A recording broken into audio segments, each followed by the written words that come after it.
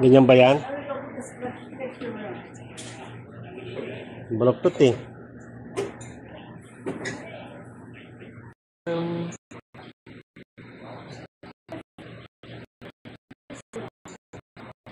Coffee.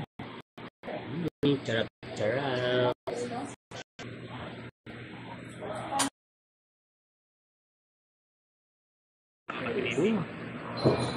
Very yummy.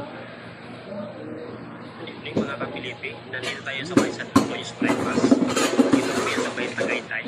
Sa may highway lang po yan mga ka-Pilipi. Ayan, masarap po kumain dito sa Roberto. Hindi na tayo ng mga tao. Ayan. Ayan mga ka-Pilipi. Kapag gusto mo i-attract yung sandwich. Ako nandito tayo sa may Papitas. Sarap.